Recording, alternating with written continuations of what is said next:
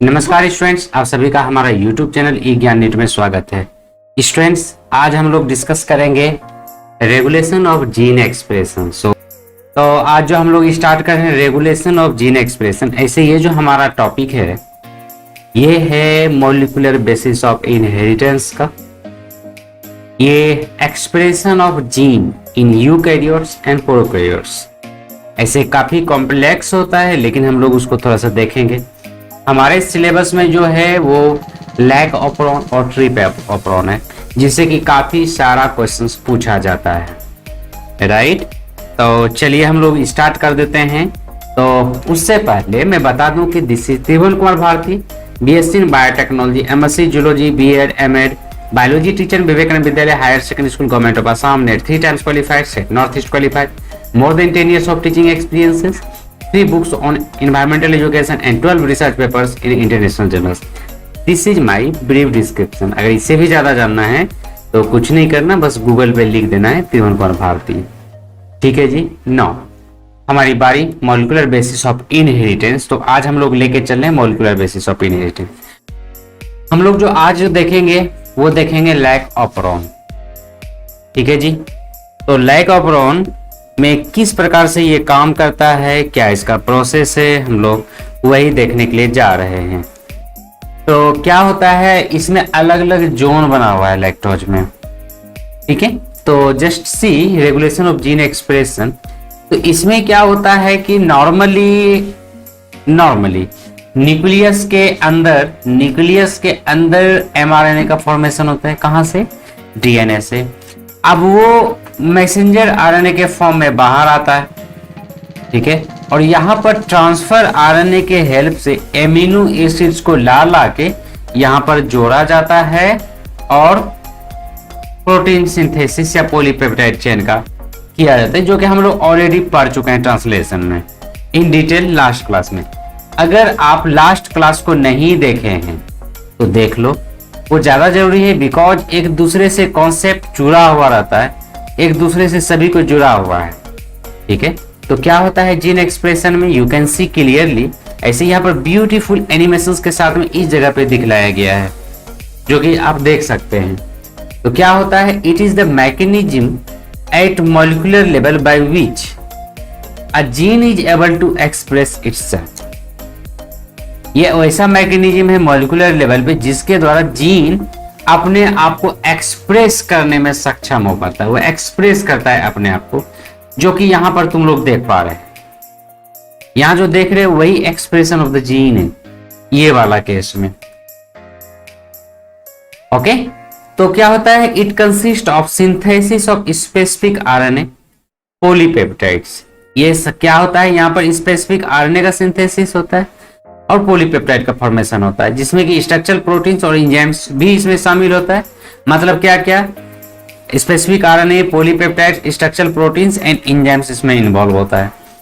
These controls the structure और functioning of specific traits. और यही मेन रूप से स्ट्रक्चर और फंक्शनिंग होता है, स्पेसिफिक ट्रेट को कंट्रोल करता है। तो ओवरऑल कहें तो हम लोग टाइप्स ऑफ जीन एक्सप्रेशन में पेन का कलर यहाँ पे बदलना पड़ेगा।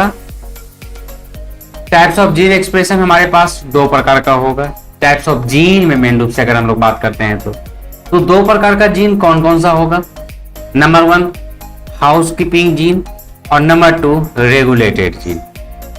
Housekeeping gene and regulated gene. तो हाउसकीपिंग जीन में क्या आएगा?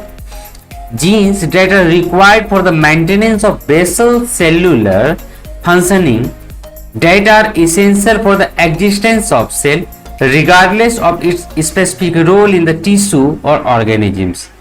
अब जो बेसिक रिक्वायरमेंट है सेल को जिंदा रहने के लिए, और जब सेल जिंदा रहता है तो जो उस चीज के लिए जरूरत पड़ता है जिसके द्वारा कि ये जिंदा रहता है, उस चीज को ये सिंथेसाइज करता है। फॉर एग्जाम्पल्स अगर हम लोग रिस्पायरेटरी एंजाइम्स की बात करते हैं, माइटोकॉन्ड्रियल एंजाइम्स की अगर बात करते हैं, वो सब हाउसकीपिंग जीन्स में होगा। उसकी जरूरत होता है जो किसी स्पेसिफिक रोल के लिए नहीं होता।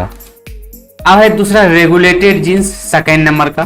क्या होता है? Genes that codes for A repressor protein that inhibit the activity of an operator. ये रिप्रेसर प्रोटीन को सिंथेसाइज करता है रेगुलेटेड जीन, जो कि ऑपरेटर की एक्टिविटी को कंट्रोल कर देता है, मतलब रोक देता है, उसे हम लोग रेगुलेटेड जीन कहेंगे। Now see the housekeeping gene in detail. These continuously express themselves in all the cells of the body। ये हाउसकीपिंग सेल्स, बॉडी का जितना भी सेल्स है सभी में ये हमेशा काम करते रहता है, सभी में ये हमेशा काम करते रहता है, कंटिन्यूसली अपने आप को एक्सप्रेस करता है, ये कहीं पर भी रुकता नहीं है। Okay, and their product is always required, for example genes for glycolysis.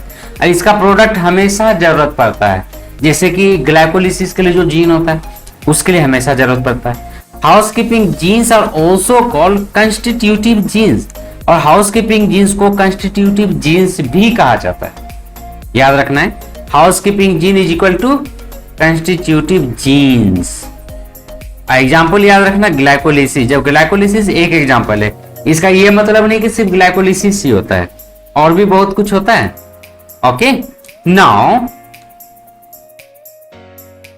now see these do not regulated gene, these do not express their effect all the time in all the cells। जैसे glycolysis जो होता है वो हमेशा अपने आप को express करता है, लेकिन रेगुलेटेड जीन में क्या होता है, हमेशा वो काम नहीं करते रहता है, ये जीन हमेशा एक्टिव नहीं होता, ये कभी कभी एक्टिव होता है जब इसकी जरूरत पड़ता है। And these are also called non constitutive और लग्जरी जीन्स, इसीलिए इसको नॉन कंस्टिट्यूटिव या लग्जरी जीन भी कहते हैं। लग्जरी भाई, जब इसकी जरूरत पड़ता है तभी ये काम करता है। Their activity is regulated and so they are called regulated gene, और इसका जो एक्टिविटी होता है वो रेगुलेटेड होता है, इसीलिए इसको रेगुलेटेड जीन भी कहते हैं हम लोग। क्लियर है ना? जीन रेगुलेशन हम लोग देखते हैं, जो हमारा मेन टॉपिक है आज का। ये जीन रेगुलेशन क्या होता है? It is the mechanism of switching off and switching on of the genes depending upon the requirement of the cells and the state of development। अब ये switching on और switching off of the gene जो होता है, मतलब protein synthesis start कर देना है, प्रोटीन सिंथेसिस रोक देना है, ये switch on and switch off का जो मैकेनिज्म होता है ना, जब जब जरूरत पड़ता है उसे ही जीन रेगुलेशन हम लोग कहते हैं। अब अगर हम लोग जीन रेगुलेशन की बात करते हैं तो दो प्रकार का होता है जीन रेगुलेशन, एक होता है निगेटिव जीन रेगुलेशन और दूसरा होता है पॉजिटिव जीन रेगुलेशन। ठीक है, तो हम देखते हैं पहले negative gene expression regulation. Negative gene regulation क्या होता है? In this case genes continues expressing their affect till their activity suppressed. जब तक कि उसका एक्टिविटी सप्रेस्ड होता है तब तक ये जीन अपना काम करते रहता है। मतलब नॉर्मली ये निगेटिवली एक्ट करता है, नॉर्मली ये निगेटिवली एक्ट करता है, मतलब जब तक ये सप्रेस करके रखता है, जब तक ये एक्टिव रहता है तब तक ये सप्रेस करके रखता है, इसलिए इसको निगेटिव जीन रेगुलेशन कहते हैं। It is also called the repressible regulation, इसीलिए इसको रिप्रेसिबल रेगुलेशन कहते हैं, क्योंकि ये नॉर्मल मोड में रिप्रेस करके रखता है, निगेटिव इफेक्ट डालता है। And it repression is due to the product of regulatory gene, और ये जो रिप्रेशन होता है ना रेगुलेटरी जीन के प्रोडक्ट के कारण होता है। हम लोग इसको अच्छे तरीके से देखते हैं, लेकिन अभी पहले इसको मेन रूप से। एंड पॉजिटिव जीन रेगुलेशन, ये तो देखें निगेटिव जीन रेगुलेशन, क्या नॉर्मली वो निगेटिवली काम करता है, बोले तो सप्रेस करके रखता है, रिप्रेस करके रखता है। अब आते हैं हम लोग positive gene regulation. In this case gene remain non expressed unless and until they are induced to do so, मतलब ये तब तक अपने आप को एक्सप्रेस नहीं करता जब तक कि इसको इंड्यूस नहीं किया जाता है कोई काम करने के लिए। हाँ, and it is therefore known as inducible regulation. वहां पर निगेटिवली एंड डिप्रेसिव रेगुलेशन था, यहां पर क्या इंड्यूसिबल रेगुलेशन है। Here A product removes A biochemical that keeps the gene in non express state. यहां पर क्या होता है, इसका जो प्रोडक्ट होता है वो कुछ बायोकेमिकल सब्सटेंसेस को रिमूव करता है जो कि इन रियलिटी उसको काम करने से रोक रहा था। As the gene express their effect through enzymes, their enzymes are also called inducible enzymes and repressible enzymes. अब चूंकि ये जो रेगुलेशन का एक्टिविटी होता है ये एंजाइम्स के द्वारा कंट्रोल होता है, इसीलिए इसको inducible enzymes and repressible enzymes भी कहते हैं। क्लियर है सभी का? और अब आते हैं हम लोग जीन रेगुलेशन इन यूकैरियोट। थोड़ा यूकैरियोट्स का थोड़ा सा अलग है, बस इसमें ऑपरोन कॉन्सेप्ट वगैरह नहीं है। ठीक है, यूकैरियोट में जीन रेगुलेशन पहले देखते हैं। In eukaryotes gene regulation, the regulation of gene expression is exerted at 4 levels. Eukaryotes में ज्यादा कॉम्प्लिकेटेड है और 4 लेवल्स में कंप्लीट होता है। कौन कौन? Number 1 transcriptional level, that is formation of primary transcript, जहां पर ट्रांसक्रिप्शन हो रहा है उस लेवल पे होगा, number 1। Number 2 processing level, that is regulation of splicing, मतलब जब मैसेंजर आरएनए का फॉर्मेशन हो गया, जिसको हम लोग हेट्रोजीनियस आरएनए कहते हैं, वो जब बाहर आता है तो उसका प्रोसेसिंग वगैरह होता है, तो उस प्रोसेसिंग के दौरान उसका स्प्लिसिंग होता है, तो स्प्लिसिंग के टाइम में भी इसको रेगुलेट किया जाता है। ओके, उसका transport of mRNA from nucleus to the cytoplasm. अब एमआरएनए जो कंप्लीट हो गया, स्प्लिसिंग वगैरह हो गया, अब न्यूक्लियस से साइटोप्लाज्म में जो आता है वहां पर भी ये रेगुलेट होता है। एंड लास्टली ट्रांसलेशनल लेवल, जहां पर कि मैसेंजर आरएनए से प्रोटीन का सिंथेसिस होता है, बोले तो पॉलीपेप्टाइड चेन का सिंथेसिस होता है, वहां पर भी रेगुलेट होता है। तो ओवरऑल कहें यूकैरियोट में 4 जगह 4 स्टेजेस पे इसका रेगुलेशन होता है। क्लियर? अब हम लोग आते हैं प्रोकैरियोट्स में, prokaryotic gene regulation.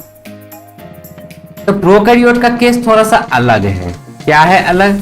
Here gene expression is regulated mostly at the site of transcriptional initiation, जहां पर कि ट्रांसक्रिप्शन होता है इनिशिएशन, उसी जगह पे यहां पर रेगुलेशन, मतलब एक्सप्रेशन का रेगुलेट किया जाता है। कैसे?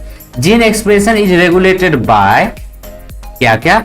Metabolic conditions number 1, physiological conditions number 2, environmental conditions number 3। ये हम प्रोकैरियोटिक की बात कर रहे हैं। एक्सप्रेशन में यूकैरियोटिक में 4 स्टेजेस पे किया था। देखते हैं जीन रेगुलेशन इन प्रोकैरियोट्स। ही चल रहा है in transcription unit, the activity of RNA polymerase at given promoter is regulated by interaction with accessory proteins.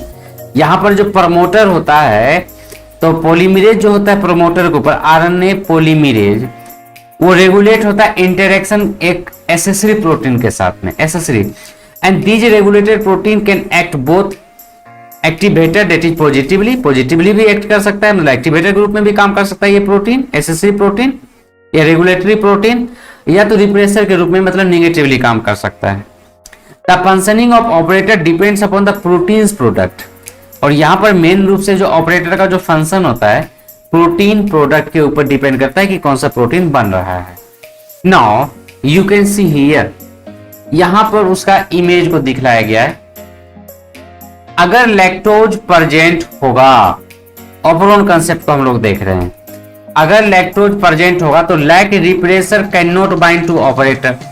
अगर लैक्टोज प्रेजेंट होगा तो जो लैक रिप्रेसर होता है वो ऑपरेटर के साथ बाइंड नहीं करेगा। क्यों?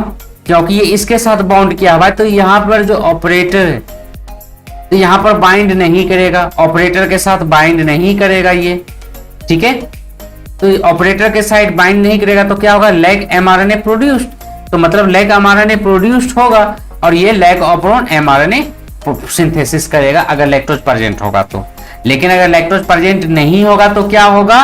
तो ये जो है ना लैक रिप्रेसर ये ऑपरेटर के साथ बाइंड करके रखेगा और उसको काम ही नहीं करने देगा normally. So 2 French scientist, that is Francis Jacob, ये जेनेटिसिस्ट थे, एंड जैक्वस मोनोड, ये बायोकेमिस्ट थे। In 1961 propose a model of gene regulation known as operon model. इन्होंने यही दोनों मिलकर ऑपरोन मॉडल को प्रपोज किए थे। ठीक है, and it was based on a number of studies on the metabolism of bacterium E coli, Escherichia coli. ये कई सारा एक्सपेरिमेंट किए थे इस्टिचिया कोलाई के ऊपर, उसी के आधार पे इन्होंने दिया था। ठीक है, अब जो हम देखते हैं ऑपरोन कॉन्सेप्ट को, क्या होता है? It is coordinated group of genes such as structural gene, operator gene, promoter gene and regulator gene, जो कि हम लोग यहाँ पे अभी देखे, बस यहाँ पर अच्छे तरीके से एक्सप्लेन नहीं किए हैं, आगे चल के ये अच्छे तरीके से क्लियर हो जाएगा। मतलब इसीलिए यहाँ पर डरना नहीं है किसी को, आगे अभी आने वाला है। ठीक है। तो दीज जीन्स, ये जो देखे क्या क्या, structural gene, operator gene, promoter gene and regulator gene, ये सब एक साथ में काम करता है और रेगुलेट करता है मेटाबॉलिक पाथवे को। अब अलग अलग एग्जांपल्स है ऑपरोन्स का, जैसे कि लैक ऑपरोन, ट्रिप ऑपरोन, एआरए ऑपरोन। इसको लैक ऑपरोन जो होता है लैक्टोज के लिए होता है, टीआरपी ऑपरोन ट्रिप्टोफान के लिए होता है, एआरए ऑपरोन एरेबिनोज के लिए होता है, हिस ऑपरोन हिस्टिडीन के लिए होता है एंड वैल ऑपरोन वैलिन के लिए होता है। क्लियर है? तो हम लोग देखते हैं यहाँ पर ऑपरोन में डिटेल। तो यहाँ पर जो 4 होता है, 4 बोले तो regulator, just a minute pen का कलर बदल लेते हैं। जो रेगुलेटर होता है वो इस जगह पे लगा रहता है, प्रमोटर उसके बाद, उसका ऑपरेटर उसके बाद, और जो मेन काम है ना, मेन जो स्ट्रक्चरल जीन है जो कि पॉलीपेप्टाइड को सिंथेसाइज करेगा वो 1 नंबर पे है। ऐसे हम लोग जो डिस्कस करें मेन रूप से ये है प्रायोरिटी में, इसीलिए इसको 1 नंबर दिए हैं, लेकिन डिस्कस तो हम लोग इधर से करेंगे, स्टार्ट ओवरऑल इधर से ही होता है। ठीक है, देखो क्या होता है structural gene, it transcribe mRNA for polypeptide synthesis. अब ये जो होता है ना स्ट्रक्चरल जीन्स, ये पॉलीपेप्टाइड सिंथेसिस के लिए ही ट्रांसक्राइब करता है। एमआरएनए का मेन रूप से ट्रांसक्रिप्शन यहीं पे होता है। नॉर्मली क्या है, ये जो रिप्रेसर एमआरएनए प्रोड्यूस करता है आई जीन, ठीक है, ये रिप्रेसर क्या होता है, in the absence of inducer की बात करते हैं, जहां पर इंड्यूसर नहीं है। इंड्यूसर क्या होगा, लैक्टोज। अगर लैक्टोज नहीं है तो ये क्या होता है, जो रिप्रेसर एमआरएनए होता है, मतलब ये वाला रिप्रेसर प्रोटीन को सिंथेसाइज करता है, जो कि ऑपरेटर के साथ अपने आप को बाइंड करके रखता है। मतलब repressor bind to the operator region, that is O region, and prevent RNA polymerase from transcribing the ऑपरोन।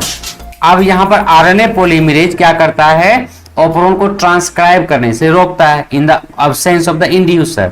Okay, अब दूसरा केस में क्या होगा, in the absence of inducer में ही it receives the product of regulator gene, मतलब ये I gene का प्रोडक्ट को लेता है, and it allows the operator gene, मतलब ये it allows the functioning of operon when it is not covered by the biochemical produced by the regulator gene. अगर ये कवर नहीं रहता है इसके द्वारा, रिप्रेसर के द्वारा, मतलब रेगुलेटर जीन के द्वारा जो प्रोडक्ट है अगर उसे बाइंड किया हुआ नहीं रहता है तो ये अपने आप को एक्सप्रेस करता है। ठीक है, क्या होता है, repressor bind to the operator region O and prevent RNA polymerase from transcribing the ऑपरोन।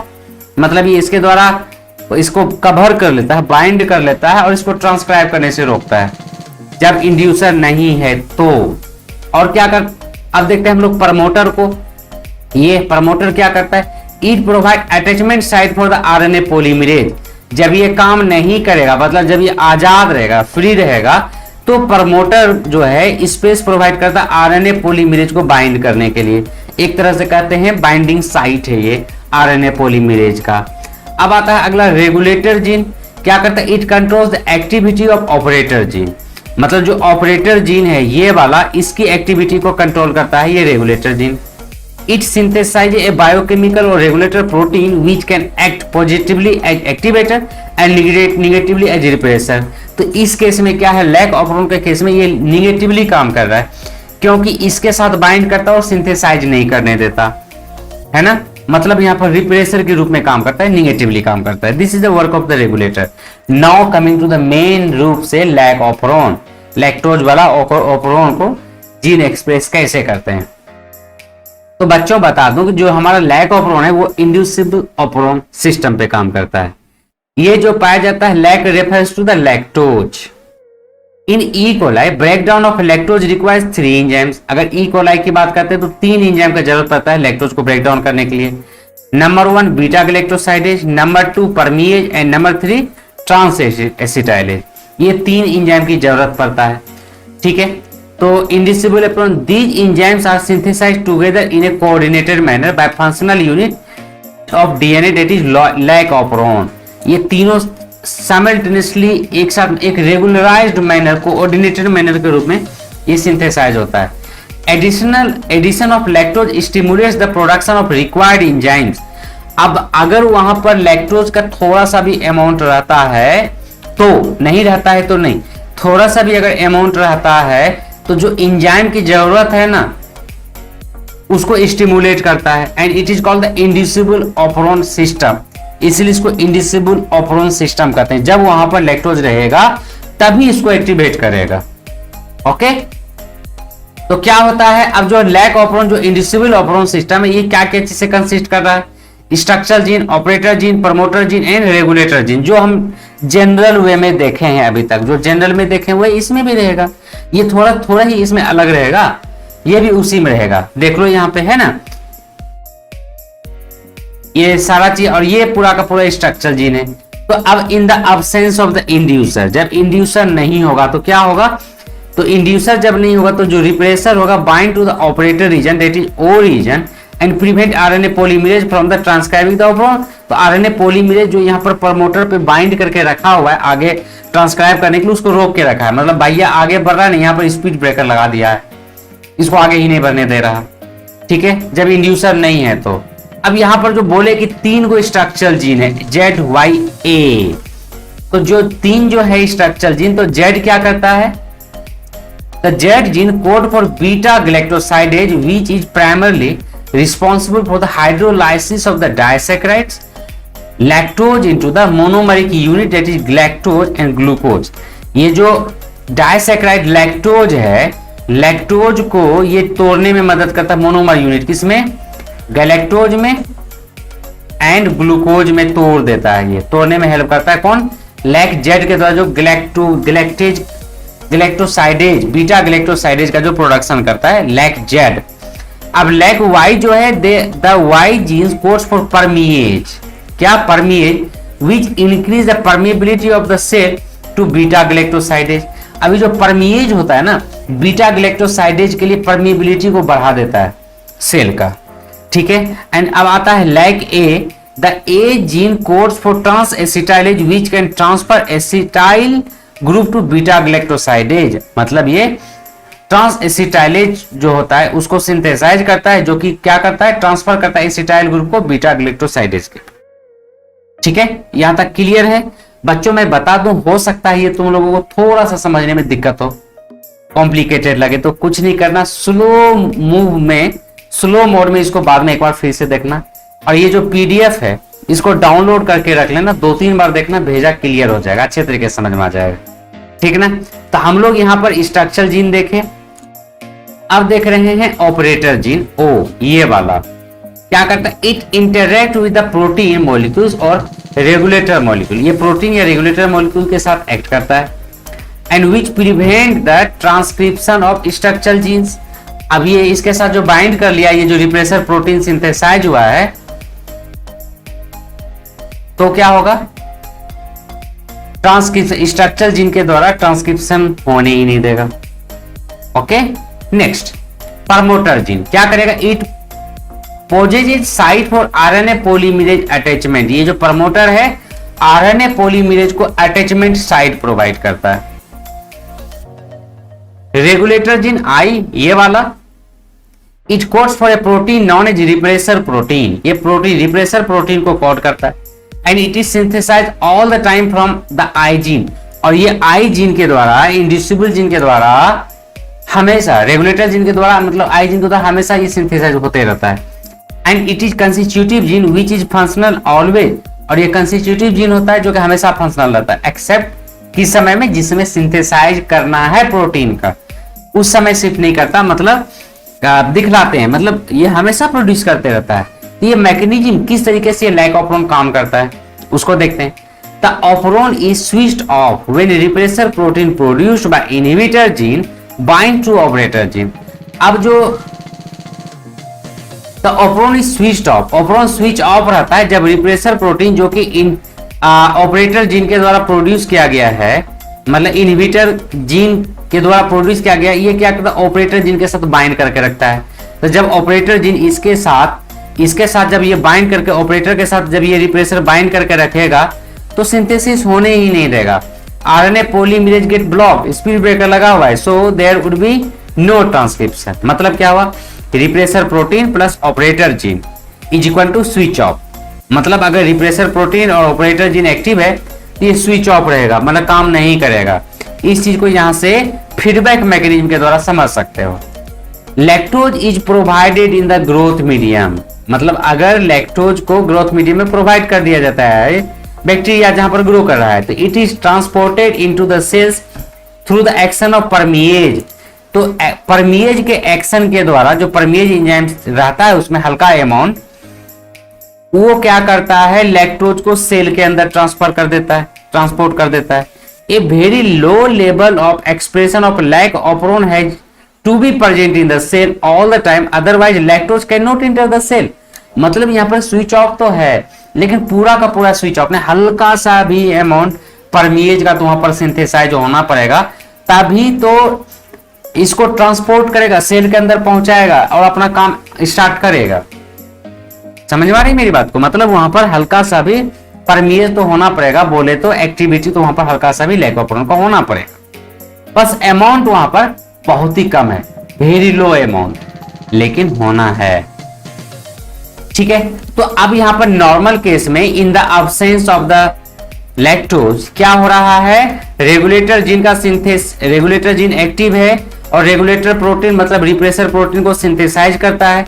ये रिप्रेसर प्रोटीन क्या करता है, बाइंड कर लेता है ऑपरेटर को और ब्लॉक कर देता है, तो आरएनए पॉलीमरेज को आगे ही नहीं बढ़ने देता, इसीलिए स्ट्रक्चरल जीन अपना काम नहीं करता और आरएनए टेम्पलेट नहीं बनता, प्रोटीन नहीं बनता। लेकिन अगर वहां पर लैक्टोज को डाल दिया जाए, जब वहां पर लैक्टोज आ जाता है तो क्या होता है, रेगुलेटर जीन ट्रांसक्राइब तो करता है, रिप्रेसर प्रोटीन तो बनता है, लेकिन इसके साथ इंड्यूसर मतलब इलेक्ट्रोज जो है इसके साथ बाइंड कर लेता है रिप्रेसर प्रोटीन के साथ। अब जब रिप्रेसर प्रोटीन के साथ ये लैक्टोज जो बाइंड कर लिया ना, तो ये ऑपरेटर को ब्लॉक कर ही नहीं पाता, ऑपरेटर यहां पर खुल जाता है। तो जब ऑपरेटर खुल गया तो प्रमोटर एक्टिव हो जाएगा, आरएनए पॉलीमरेज वहां से आगे बढ़ेगा और आरएनए पॉलीमरेज आगे बढ़ेगा और आरएनए ट्रांसक्रिप्शन प्रोसीड कर देगा स्ट्रक्चरल जीन के ऊपर और एमआरएनए यहां से बनना स्टार्ट हो जाएगा और प्रोटीन बनने लग जाएगा। बस इसी के ऊपर काम करता है ये है। इसको तुम एक दो बार देख लेना, अच्छे से कॉपी में ड्रॉ कर लेना, बस तुम्हें सब कुछ क्लियर हो जाएगा, कहीं पर भी कोई प्रॉब्लम नहीं होगा। इसको लैंग्वेज के फॉर्म में देखते हैं, ओके, क्योंकि वो तो समझाए, इसे थोड़ा सा एक बार लैंग्वेज के फॉर्म में देखो।